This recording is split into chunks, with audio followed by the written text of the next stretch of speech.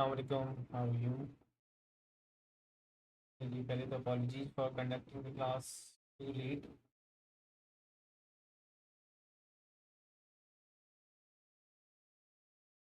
Actually, I have been recovering from a very serious migraine.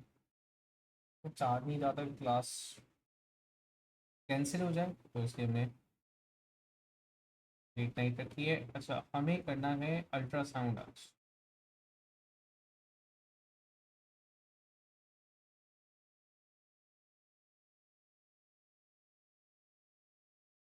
Ultrasound is another test, another scanning process, scanning as in medical imaging process, okay? जो काफ़ी famous है, ठीक है, widely used है kidney stones वगैरह के लिए, pre natal स्कैनिंग्स के लिए बहुत ज़्यादा वाइडली यूज्ड है।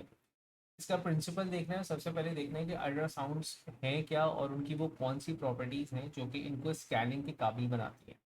देखिए, ultrasounds are basically sound waves which have frequency 20,000 and above, मतलब अबव 20,000, ठीक है, अल्ट्रासोनिक वेव्स हम इन्हें कहते हैं। तो being this much at of high frequency, दो चीज़ें हैं। पहली चीज़ तो ये है कि we this is inaudible to us. लेकिन जितनी अच्छी फ्रीक्वेंसी, जितनी ज़्यादा फ्रीक्वेंसी होती है किसी भी वेव की, किसी भी पर्टिकुलरली साउंड वेव की, वो उतना ही अच्छा रिफ्लेक्टर होता है, ठीक है।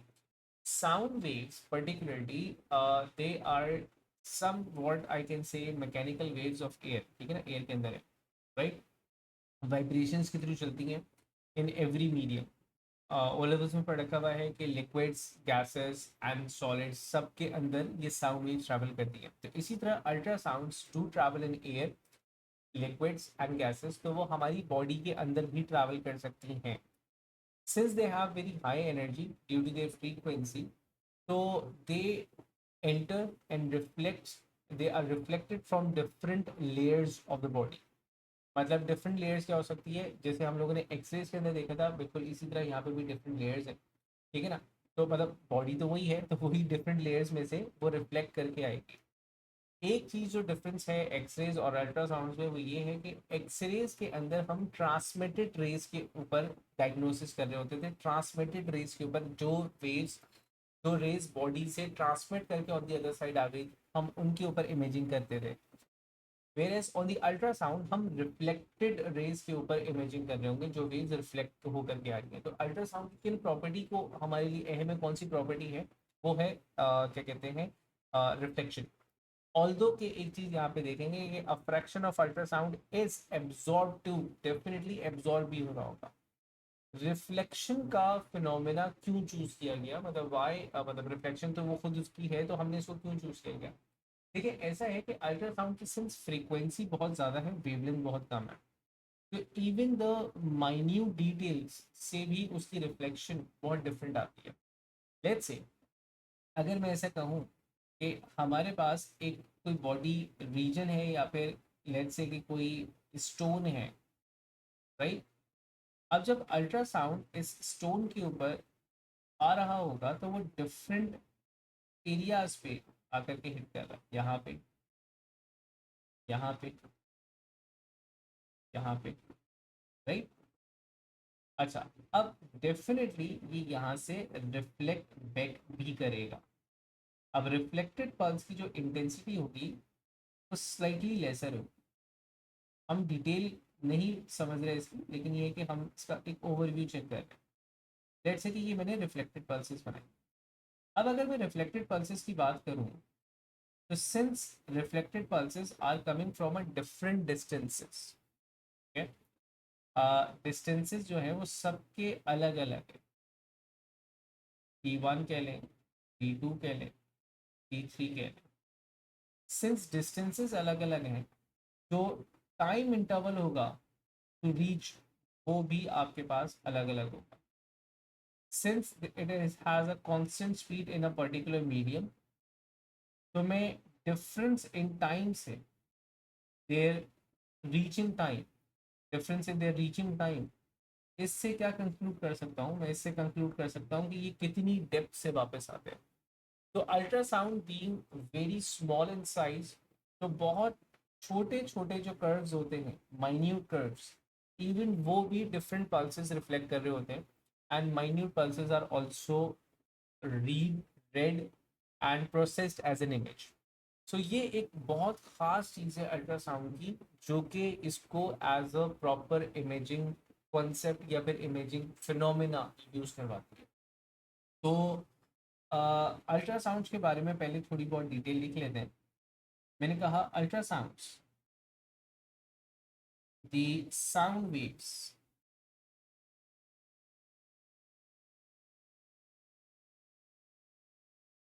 of frequency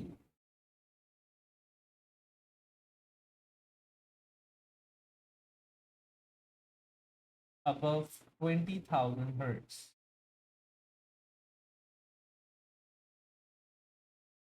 are referred as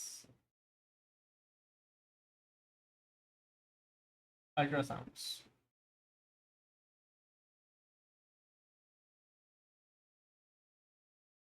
ultrasounds भी कहलाते हैं, अल्ट्रासोनिक वेव्स भी कहलाती हैं, लेकिन हम यहाँ पे अल्ट्रासाउंड का ही वर्ड इस्तेमाल कर रहे हैं, राइट।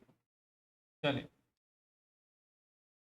अब इनकी वो प्रॉपर्टी जो मेडिकल डायग्नोसिस में इनको बहुत से काम आ रहा है, that is since they have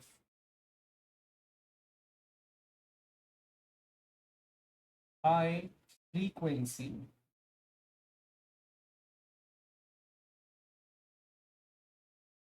as in low wavelength या small wavelength,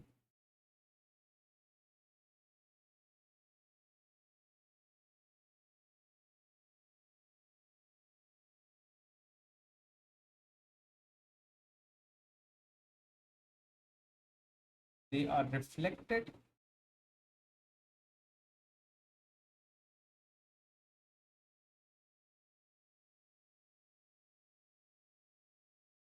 from small gaps, curves,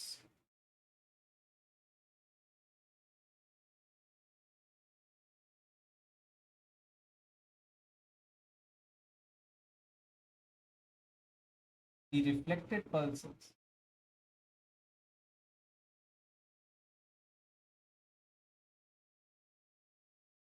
are processed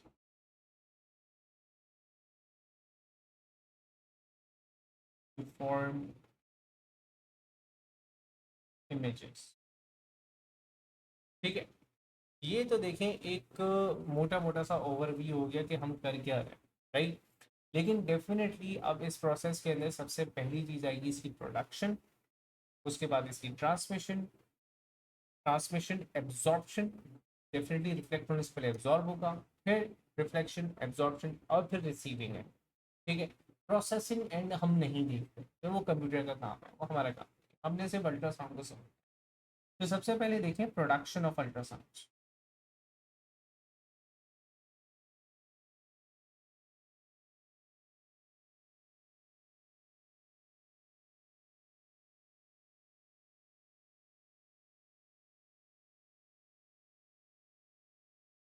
देखें, ultrasounds are produced using material, specific material which are referred as cords या फिर पीजो इलेक्ट्रिक क्रिस्टल्स। ये crystals हैं, crystal as in इनका जो structure है, molecular structure, वो क्रिस्टलाइन है, इसलिए उनको क्रिस्टल कहा जा रहा है, प्रॉपर वो वाले क्रिस्टल नहीं है, ठीक है ना। Quartz is one of the example, quartz is basically the name of that piezoelectric crystal, तो इनका जो जनरल नेम है इस पर्टिकुलर मटेरियल का, वो पीजो इलेक्ट्रिक्स कहलाते हैं, ठीक है, पीजो इलेक्ट्रिक क्रिस्टल।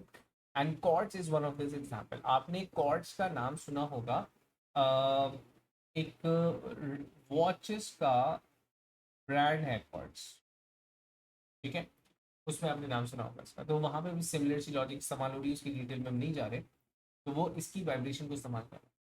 अब ये जो पीजो इलेक्ट्रिक क्रिस्टल्स कॉर्ड्स ये जो होते हैं, ये एक खास प्रॉपर्टी रखते हैं। ये प्रॉपर्टी क्या रखते हैं कि दे when they are compressed, पहले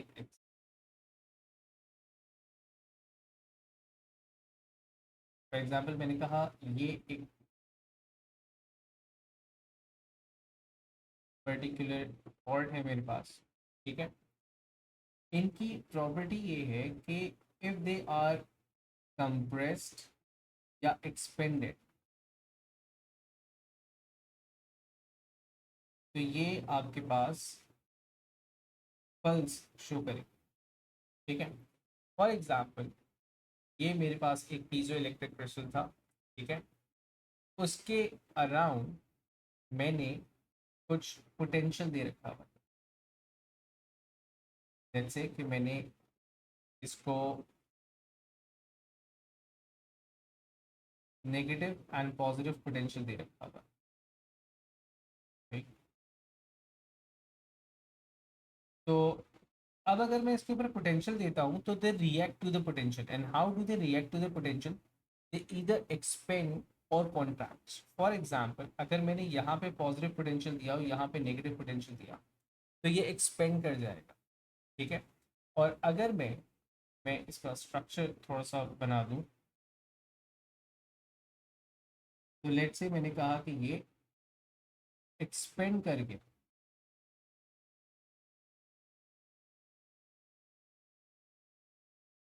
पोटेंशियल देने के,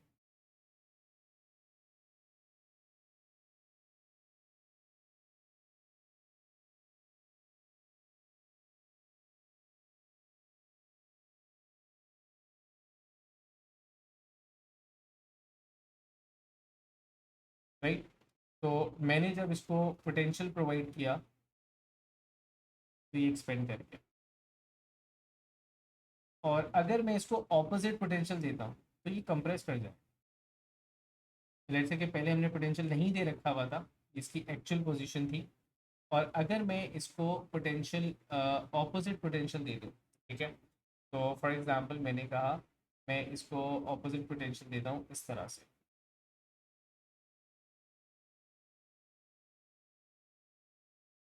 तो ये कंप्रेस कर जाएगा।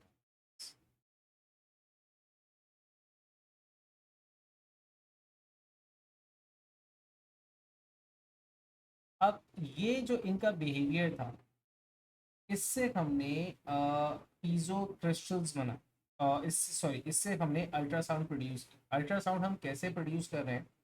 अल्ट्रासाउंड हम ऐसे प्रोड्यूस कर रहे हैं कि भाई फॉर एग्जांपल मैंने, अगर मैं चाहता हूँ कि ये ultrasound basically are vibrations, right. मैं इसको ज़रा कंप्लीट कर लूँ ताकि मेरे दिल को सुकून मिल जाए कि डायग्राम कंप्लीट हो गई और फिर मैं सुकून से एक्सप्लेनेशन दूँ बैठ कर। चलिए, सो this is how they react, ठीक है। अब इमेजिन करें कि सबसे पहली चीज़ तो ये समझे कि जब मैंने पॉजिटिव पोटेंशियल दिया तो ये एक्सपेंड करके, जब मैंने नेगेटिव पोटेंशियल दिया तो कंप्रेस कर गए, राइट। अब अगर मैं इसके अराउंड एक ऑल्टरनेटिंग पोटेंशियल दे दूँ, तो ऑल्टरनेटिंग पोटेंशियल में तो जो प्लेट्स हैं वो पॉजिटिव और नेगेटिव स्विच होती रहेंगी। तो इसका मतलब ये है कि ये वाइब्रेट करते रहेंगे, ठीक है ना, ऑल्टरनेट वाइब्रेशन शो करते रहेंगे, राइट। व्हाट इफ अगर मैं एक फ्रीक्वेंसी ऐसी दूं विच इज अराउंड 20,000 अबव की फ्रीक्वेंसी, ठीक है। दे आर डिजाइन इन सच अ वे कि इनकी जो नेचुरल फ्रीक्वेंसी होती है वो अल्ट्रासाउंड अल्ट्रासोनिक फ्रीक्वेंसीज के अंदर आ रही होती है, मतलब अबव 20,000। तो मैं इसको एक पर्टिकुलर ऑल्टरनेट फ्रीक्वेंसी ऐसी दूँ, एक एसी करंट दूँ, जिससे ये हमारे पास कंटिन्यूसली वाइब्रेट करना शुरू कर दे। अब इस चीज़ के आगे हम एक प्लेट लगा देते हैं जो कि वाइब्रेट करती है अलोंग दिस, ठीक है। And that plate is placed at the human body, मतलब एक ट्रांसड्यूसर होता है बेसिकली, अल्ट्रासोनिक ट्रांसड्यूसर, एक प्रोब है फॉर एग्जांपल, ठीक है। अब मैं किसी भी चीज़ को लेट्स से कि दिस इज द प्रोब, ठीक है। तो अब फॉर एग्जांपल इसके अंदर वो पूरा मैकेनिज्म है, यहाँ से तार जुड़ा हुआ है, ये वो प्लेट है जिसके नीचे लगा हुआ हमारे पास ultrasonic sorry this piezo electric. मैंने इसको ऑल्टरनेटिंग करंट दे रखा हुआ है, ये वाइब्रेट कर रहा है, तो इसकी जो ऊपर वाला ये जो होगा ना, जो भी फ्रेम है, ये वाइब्रेट कर रहा है। तो अब this is placed in contact with the human body, तो वो जो पल्सेस हैं now they are entering the human body, या फिर ह्यूमन बॉडी के अंदर वो जा रही है पल्सेस। तो this is how they are made. सिर्फ इतना ही काम नहीं है इनका पीजो इलेक्ट्रिक। पीजो इलेक्ट्रिक का एक ऑपोजिट काम ये है, कि जब मैं इनको पोटेंशियल दे रहा था तो दे वर ईदर कंप्रेसिंग और एक्सपेंडिंग, और मैंने ऑल्टरनेट दिया तो ये कंप्रेस एक्सपेंड होते रहे, तो they generated due to their vibration they generated and ultrasonic wave. ठीक है, लेकिन ऑपोजिट ये है कि अगर मैं इनको वाइब्रेट करवाऊं या अगर मैं इनको कंप्रेस करवा दूं, उस सूरत में इनके अक्रॉस पोटेंशियल जनरेट होगा। मतलब अगर मैं इनको इलेक्ट्रिसिटी देता हूं तो ये वाइब्रेट कर रहे हैं, कंप्रेस एंड एक्सपेंड हो रहे हैं, और अगर मैं खुद इनको कंप्रेस या एक्सपेंड करूंगा तो इसमें पल्स जनरेट होगी इलेक्ट्रिकल। तो बेसिकली ये एक ट्रांसड्यूसर है। ट्रांसड्यूसर आप किसे कहते हैं? ट्रांसड्यूसर आप उस डिवाइस को कहेंगे जो कि वन फॉर्म ऑफ एनर्जी को अनदर फॉर्म ऑफ एनर्जी के अंदर कन्वर्ट कर रहा है, राइट?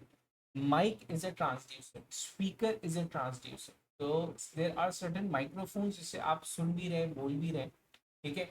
सो वो एक ट्रांसड्यूसर है आपके पास। तो this is a piezo electric transducer जो कि जनरेट भी करेगा और रीड भी करेगा। तो होता ये है कि इसमें एक्चुअली कंटिन्यूस वेव्स नहीं जनरेट होती, इसमें पल्स जनरेट होती है। मतलब एक पल्स देगा फिर रुक जाएगा। रीजन इज कि पल्स जनरेट हुई, ह्यूमन बॉडी में गई, अब जब वो टकरा के वापस आएगी तो इसी पीजो इलेक्ट्रिक क्रिस्टल से हम उसकी वाइब्रेशन रीड कर रहे हैं। Now that vibration now is converted into electrical signal, और वही सेम वायर उस इलेक्ट्रिकल सिग्नल को इधर डेटा लेकर के जा रहा होगा। ठीक है, तो ये ट्रांसमीटर एंड रिसीवर दोनों का काम कर रहा होगा। इसकी वर्किंग के बारे में थोड़ी बहुत बातें वो पूछ लेता है, तो उस चीज़ को हम पहले यहाँ लिख लेते हैं।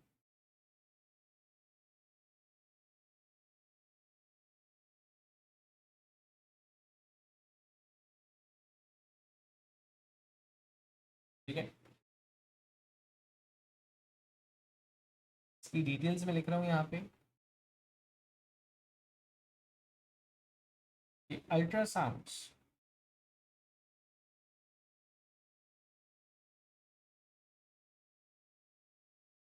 Are produced using piezoelectric crystals। ठीक है, अच्छा,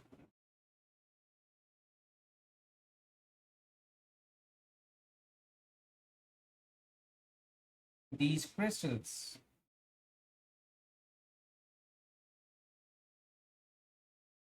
have a property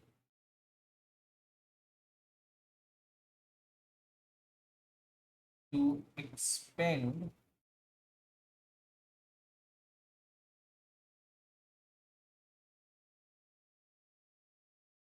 या फिर contract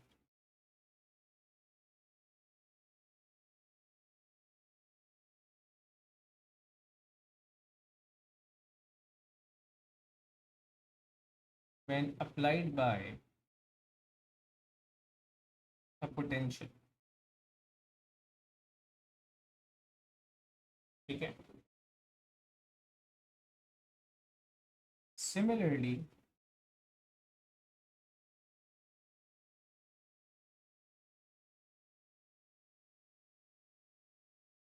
if they are externally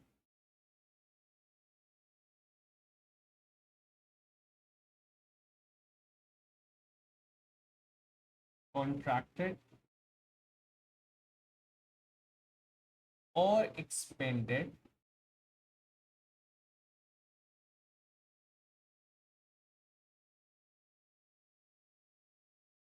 an electrical pulse या an electrical potential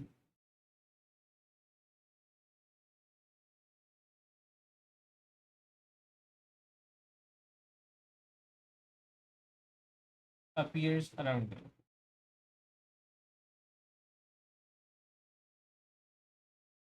ठीक है जी, तो ये वो उनकी प्रॉपर्टी है। अब इससे हम इस्तेमाल किस तरह करते हैं?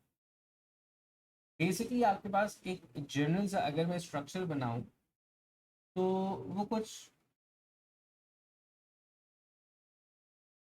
ऐसा स्ट्रक्चर होगा कि हमारे पास कोई केबल जा रही है, वो केबल जो है वो आपके पास ट्रांसमीटर और रिसीवर दोनों का काम कर रही है, राइट? इस केबल के आगे हमने ऐसा एक पीजो इलेक्ट्रिक क्रिस्टल लगा रखा हुआ है,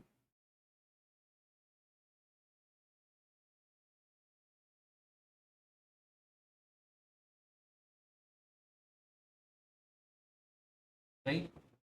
और इस पीजो इलेक्ट्रिक क्रिस्टल के साथ एक वाइब्रेटिंग प्लेट लगा रखी हुई है, मतलब एक प्लेट वो अटैच्ड है जो कि इसके साथ साथ वाइब्रेट कर रही है।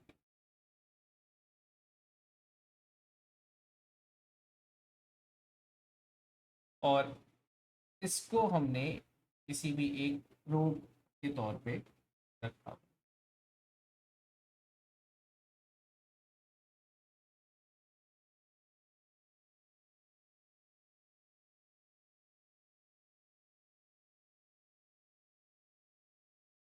ये वो हमारे पास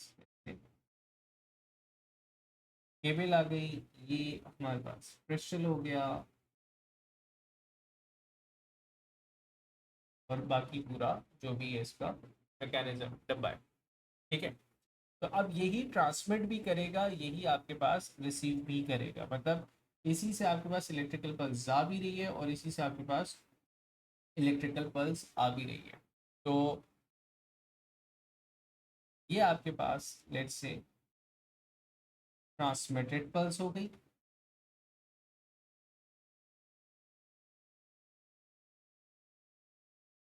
या मैं इस तरह लिख सकता हूँ कि ट्रांसमीटर और रिसीवर, इसे हम कहते हैं अल्ट्रासाउंड ट्रांसड्यूसर।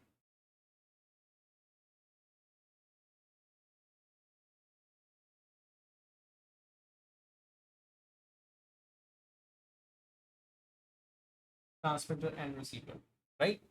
अच्छा, अब कर हम क्या रहे हैं वो गौर से सुनिए।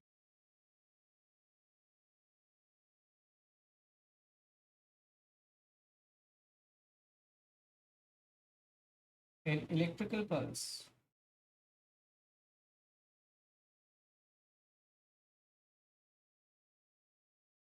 is provided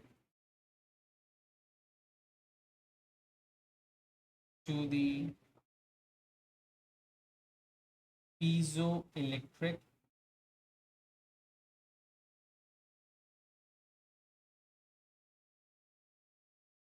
crystals.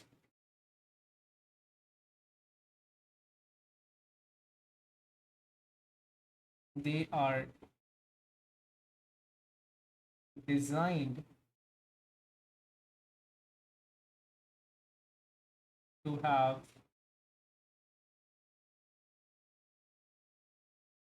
natural frequency of ultrasounds,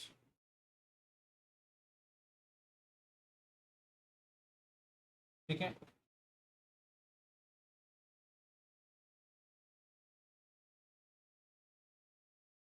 The crystal is covered by two plates.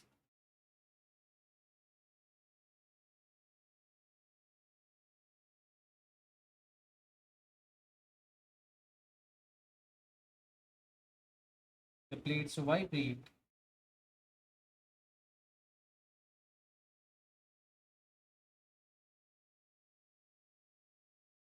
at a frequency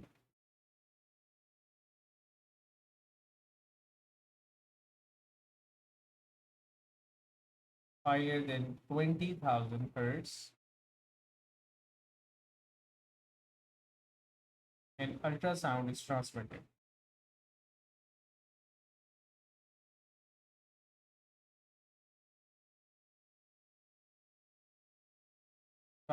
to human body, ठीक है। अच्छा, पल्स आपके पास जाएगी, ठीक है। आप जो रिफ्लेक्टेड पल्स है वो सेम ट्रांसड्यूसर से रिसीव की जाए। The reflected pulse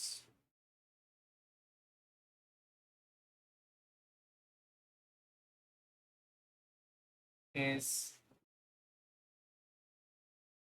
received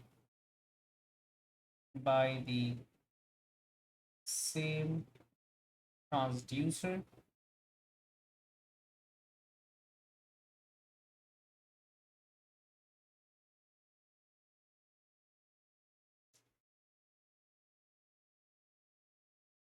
which is collected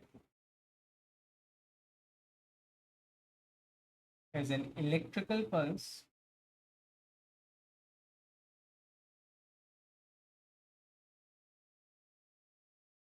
and processed by the data computer.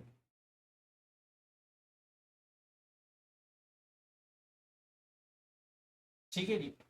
So this is a very simple way of explaining कि भाई ये क्या हो रहा है, right? अब जब ये ह्यूमन बॉडी में जाती है तब क्या होगा, ठीक है. ह्यूमन बॉडी के अंदर ये एब्जॉर्ब भी हो रही है और रिफ्लेक्ट भी कर रही है, ठीक है, और रिफ्रैक्ट भी कर रही है.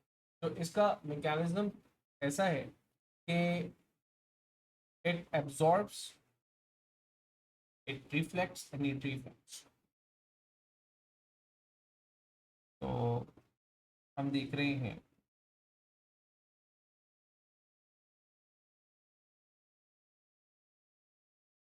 Absorption, reflection and transmission.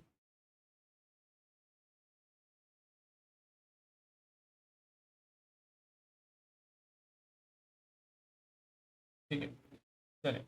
अब देखें, ऐसा है कि for example if you have medium, और उस मीडियम को मैं यहाँ से पिक कर रहा हूँ, ठीक है. तो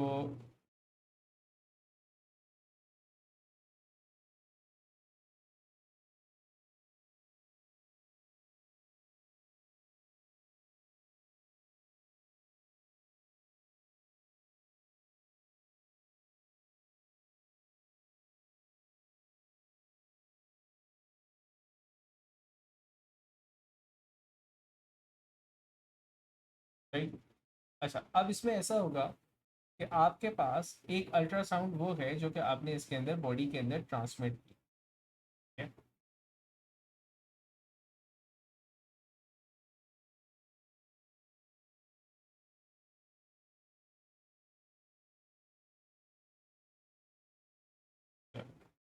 एक वो अल्ट्रासाउंड थी जो कि हमने बॉडी के अंदर ट्रांसमिट की, राइट. अच्छा, जब वो एक सर्टेन लेयर से गुजर चुकी हुई होगी तो उसकी इंटेंसिटी में सबसे पहले डिक्रीज आएगा ड्यू टू दी एब्जॉर्प्शन, ठीक है. तो फॉर एग्जांपल अगर मैंने कहा कि यहाँ से जो इंटेंसिटी इंसिडेंट की गई थी दैट वाज आई नॉट, ठीक है, लेकिन जो आपके पास पहुंची that was I one only, right. ना इस आई वन में से एक सर्टेन फ्रैक्शन जो होगा वो रिफ्लेक्ट करेगा, और सर्टेन फ्रैक्शन जो होगा वो आपके पास एब्जॉर्ब हो, ट्रांसमिट हो जाएगा टू दी अदर बॉडी, जिसको हम वेव्स की टर्म में हम इसको बोल सकते हैं कि जी वो रिफ्लेक्ट करके, ठीक है. तो आपके पास यहाँ पर this is the intensity of the ultrasound that is being reflected, and this is the intensity of the ultrasound which is transmitted to the next part, right. अब हमारे पास जो ये आ रही है उसमें से भी कुछ एब्जॉर्ब होगी और फाइनली हम इसको डिटेक्ट कर रहे हैं यहाँ से, राइट. तो ये और स्मॉलर आपके पास ऐसे इंटेंसिटी आ रही होगी. तो लेट्स से कि मैंने इसको आई, सिर्फ आई का नाम दे रहा हूँ, ये वो पल्स है जो कि मैं रीड कर रहा हूँ, ठीक है. तो आई नॉट आपके पास क्या है, आई नॉट हमारे पास थी actual intensity, actual incident intensity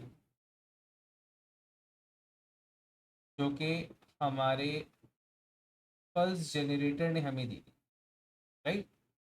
I one जो था वो आपके पास इंटेंसिटी थी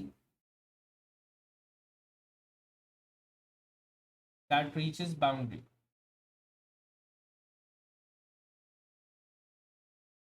क्योंकि डेफिनेटली कुछ एब्जॉर्ब हुई होगी। ठीक है, I R is reflected intensity,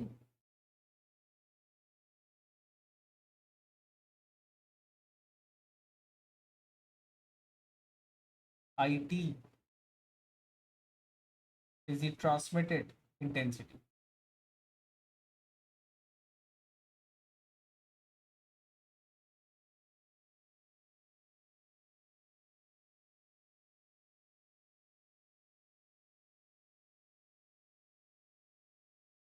और आई जो है वो आपके पास फाइनल रिसीव्ड इंटेंसिटी।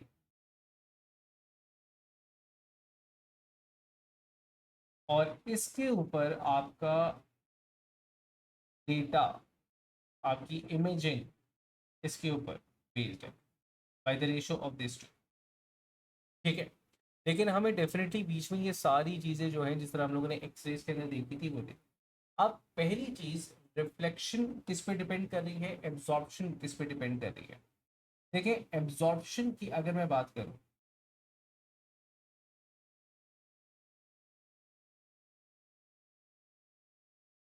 तो एब्जॉर्प्शन आपके पास depends upon the density of the medium, या फिर एब्जॉर्प्शन कोफिशिएंट के ऊपर, क्योंकि एब्जॉर्प्शन कोफिशिएंट खुद जो है डेंसिटी पे डिपेंड कर रहा है, एग्जैक्टली वैसे जैसे इंटेंसिटी में देखा था। तो मैं यहाँ पे लिखूंगा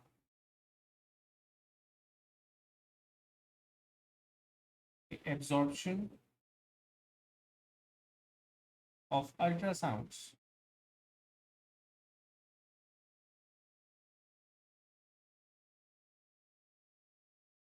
in a medium depends upon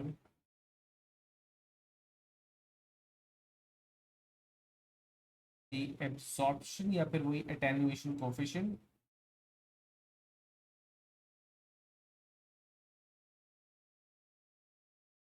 which is a factor of the density। ठीक है, तो आपके पास जो वेव होगी वो आप इसी तरह लिख रहे हैं, I is to I nought e power minus mu x. ठीक है, mu is again the absorption coefficient, और एक्स जो है वो आपके पास डेप्थ है, आई नॉट इंसिडेंट की। तो वही वाली चीज़ है कि अगर आपके पास ये आई ओवर आई नॉट का जो रेशो है, लेट्स से कि ये रेशो आपके पास आता है 0.35, तो इसका मतलब ये है कि 35% जो है वो आपके पास ट्रांसमिट हुई है,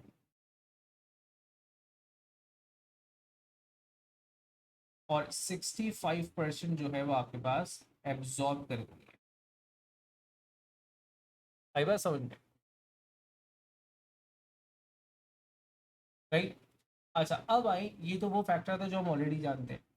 रिफ्लेक्टेड किसके ऊपर डिपेंड करता है, रिफ्लेक्शन किसके ऊपर डिपेंड करता है? तो रिफ्लेक्शन एक फैक्टर के ऊपर डिपेंड करता है जिसे हम कहते हैं इम्पीडेंस। हर मटेरियल का एक डिफरेंट इम्पीडेंस वैल्यू होगा, और वो इम्पीडेंस वैल्यू जो है वो डिपेंड करता है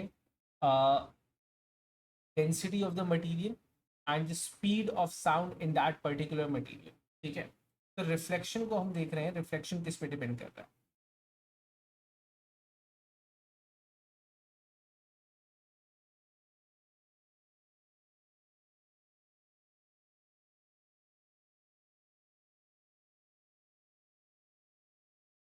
लिखेंगे the ratio of reflected waves, the ratio of reflected intensity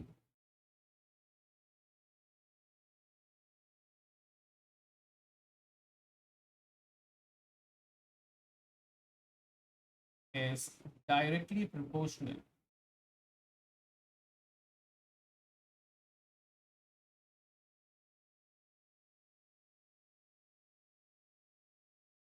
to the difference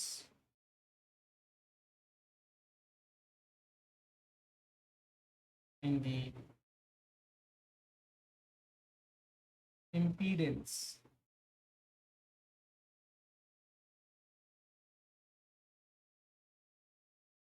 of two media। ठीक है,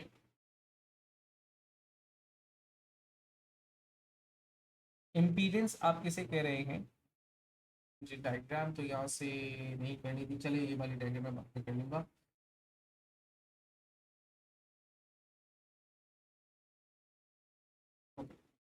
इस डायग्राम को मैं बाद में ऐड करता हूँ। अच्छा, इम्पीडेंस क्या है? Rather acoustic impedance.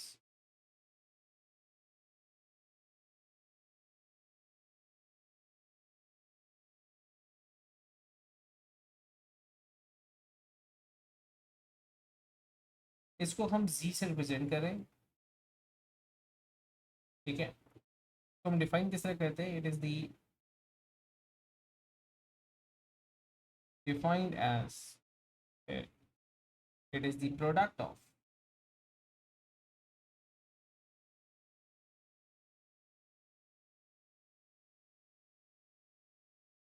density of the medium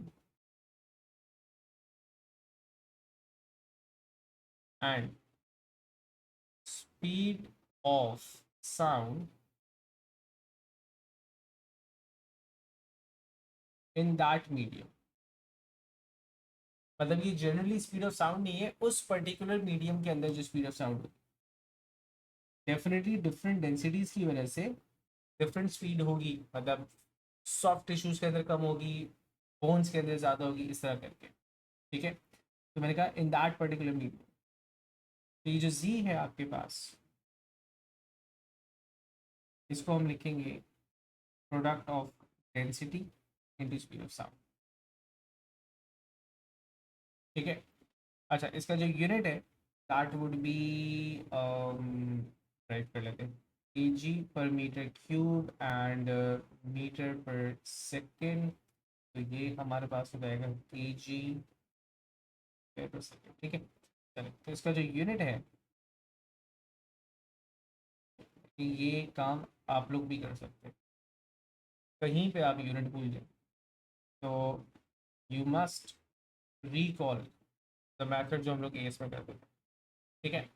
अच्छा, अब जितना बड़ा अकूस्टिक इम्पीडेंस का डिफरेंस होगा, उतनी ही ज़्यादा percentage of the wave would be reflected, ठीक है? तो इस बात को भी हम लिख देते हैं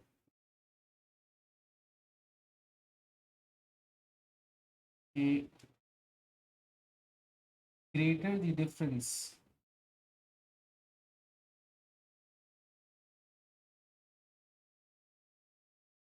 between acoustic impedances,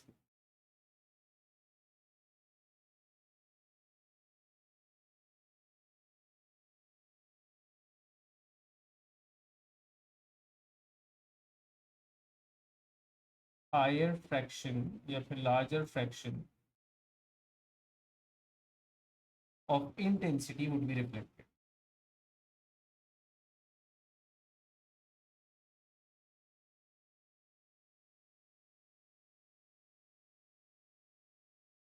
ठीक है?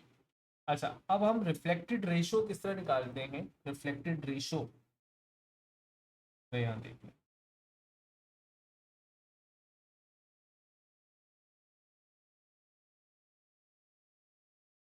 इसको रिफ्लेक्टेड रेशो को अल्फा से शो करेगा usually examiner, which is reflected ray over the incident ray या फिर आई। वो होगा आपके पास C2 minus Z1 whole square divided by Z2 plus Z1 whole square, fix formula, ठीक है? अगर ये रिलेशन, अगर ये रेशो फॉर एग्जाम्पल ये आता है आपके पास 0.4 फॉर एग्जाम्पल, तो इसका मतलब है कि 40% आपके पास रिफ्लेक्ट हो गई है एंड 60% ट्रांसमिटेड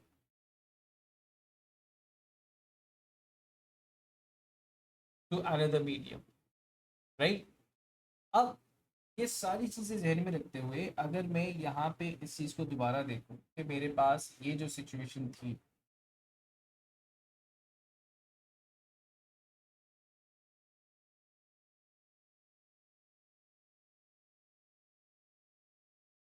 इसके अंदर अगर मैं ट्रांसमिट अपना जो फाइनल इंटेंसिटी देख रहा हूँ कि फाइनल इंटेंसिटी मेरे पास लेट्स से कि Z2 और Z1 बाउंड्री से कितनी आ रही है, राइट।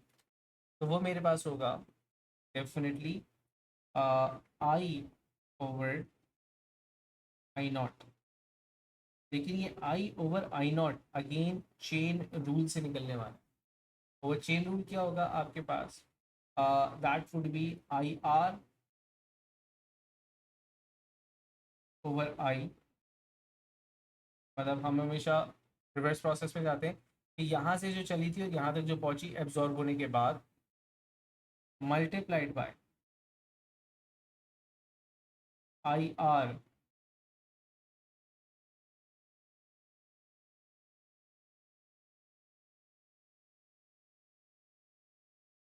ओवर आई वन, ठीक है, multiplied by I one over I not, ठीक है। ये जो दो चीज़ें हैं, ये वाला फ्रैक्शन और ये वाला fraction, this is due to the absorption.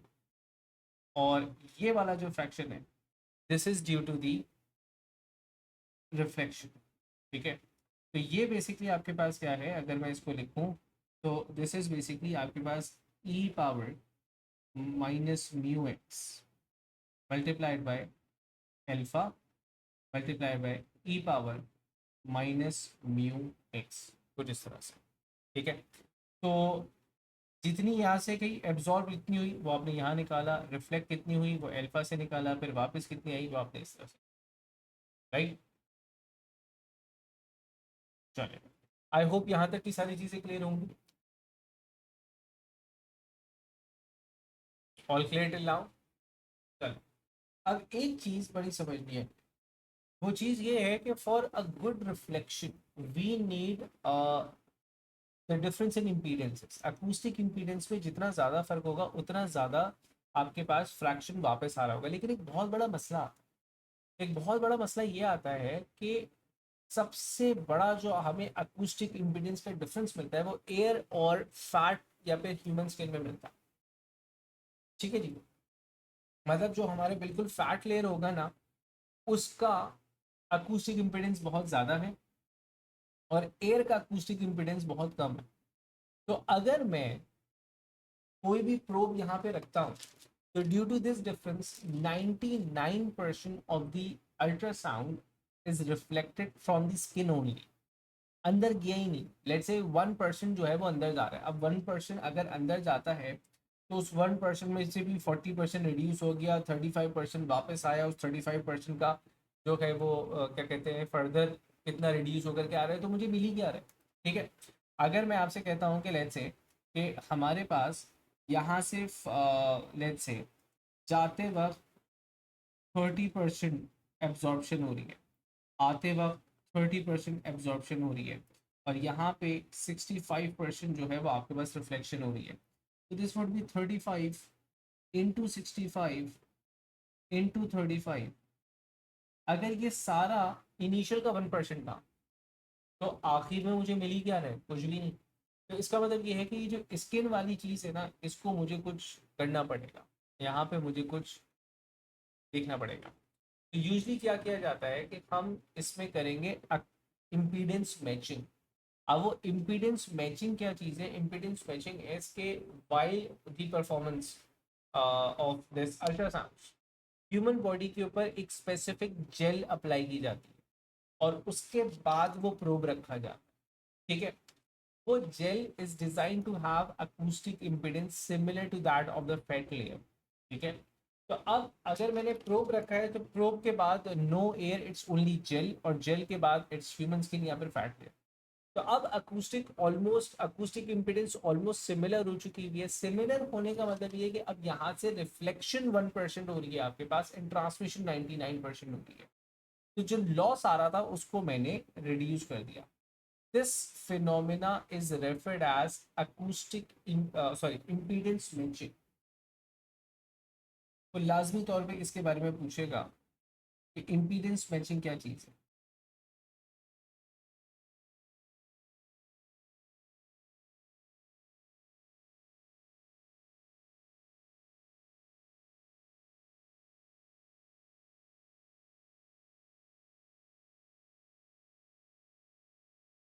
तो इम्पीडेंस मैचिंग के बारे में हम क्या लिख रहे थे, हम लिख रहे थे कि the air and fat layer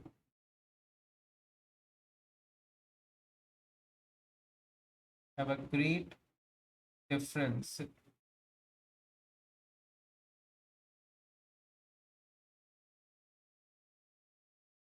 in their respective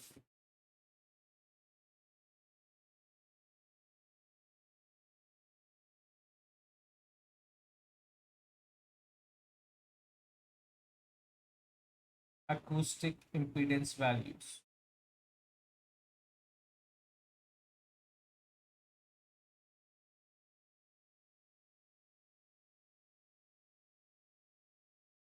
Due to which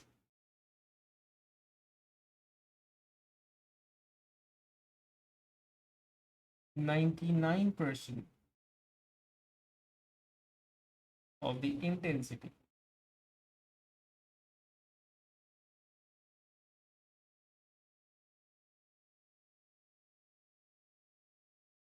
of ultrasounds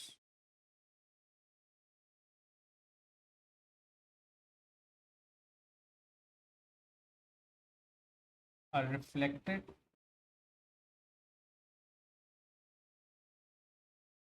from human skin.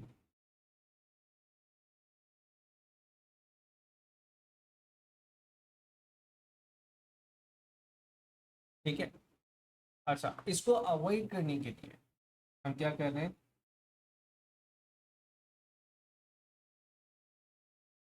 to avoid this a specific gel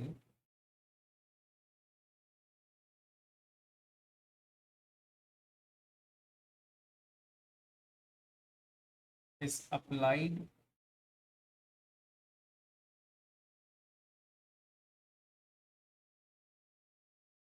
on the skin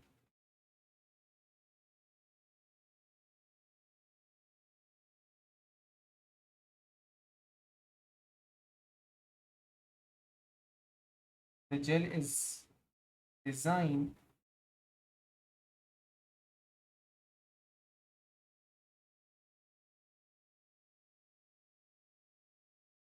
to have a value of Z, the acoustic impedance, similar to that of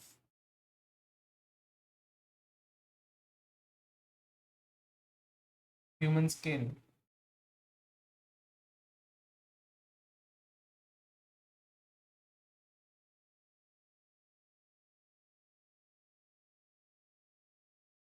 This reduces the reflection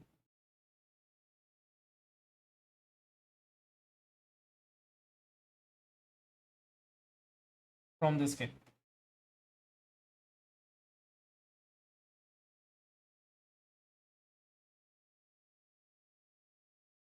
Okay. The process is referred as impedance matching.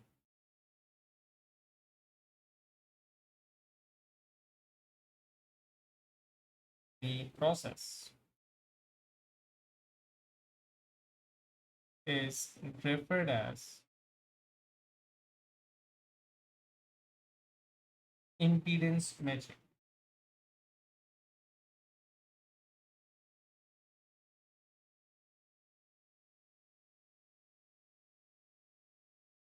ठीक है। तो usually एक diagram का मैं सहारा ले रहा हूँ यहाँ पे अब।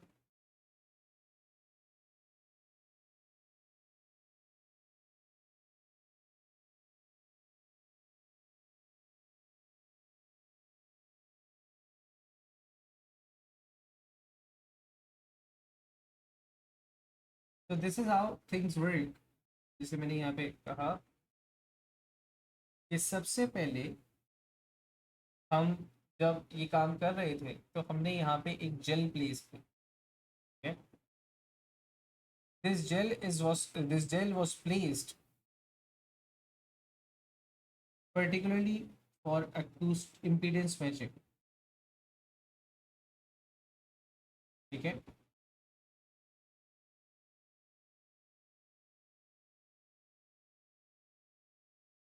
राइट। अच्छा, अब होता क्या है आपके पास, होता ये है कि यहाँ से रेस गई, ये लेट से ट्रांसमिटेड रेस थी। अब जो हमारे पास रिफ्लेक्टेड रेज होंगी, हम उनको क्या कर रहे होंगे, डिटेक्ट कर रहे होंगे। डेफिनेटली यहाँ तक जो रेस पहुंचेंगी वो रिड्यूस्ड पहुंचेंगी, फिर फर्दर यहाँ पहुंचेंगी वो और रिड्यूस्ड होंगी ड्यू टू एब्जॉर्प्शन, ट्रांसमिशन, ये सारी चीज़ें। अब यही वेव जब रिफ्लेक्टेड आ रही होंगी तो यहाँ से जो वेव रिफ्लेक्ट होकर के आ रही है और यहाँ से जो वेव रिफ्लेक्ट करके आ रही है, उन दोनों के दरमियान होगा एक टाइम इंटरवल का गैप। यूजिंग दिस टाइम और दिस स्पीड मैं इस बोन का डिस्टेंस निकाल सकता हूँ।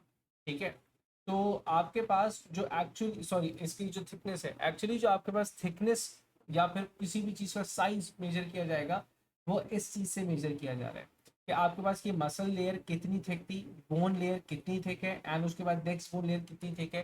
तो अगर मेरे पास लेट्स से ये तो एक 2D स्कैन है, एक स्कैन बी होता है, उसका बहुत स्ट्रक्चर, अब वो इतने डिटेल में हम नहीं पढ़ते।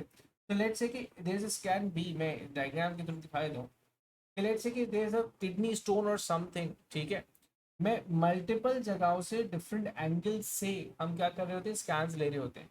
तो हमें डिफरेंट एंगल से रीडिंग्स मिल रही होंगी। तो डिफरेंट एंगल से रीडिंग्स डिफरेंट डिस्टेंसेस का पता दे रही होंगी, जिससे we can actually computerized way के अंदर एक पूरी पिक्चराइज कर लेंगे कि भाई if there is a kidney stone तो वो कितना बड़ा है, क्या साइज है, क्या स्ट्रक्चर है, व्हाटसोएवर द थिंग इज। ठीक है, so this is how ultrasounds are perform and interpreted, और उसका प्रोसेस ये है। ठीक है जी। हम इसके नेक्स्ट पार्ट में हम लोग करने जा रहे हैं इसके क्वेश्चंस, और उसके बाद फिर हम पेट स्कैन्स पढ़ेंगे। ठीक है, मैंने सोचा था कि अगर मैं इसको जल्दी निपटा गया तो मैं क्या कहते हैं, पहले जो है वो पेट स्कैन ख़त्म करवा दूंगा और फिर एक साथ क्वेश्चंस सॉल्व करेंगे। तो हम या एक काम कर देंगे, पहले पेट स्कैन्स भी पढ़ लेते हैं और फिर एक साथ ही उसके क्वेश्चन सॉल्व करेंगे। पेट स्कैन बहुत ज़्यादा बड़ा नहीं है, आधे घंटे की कहानी है, राइट।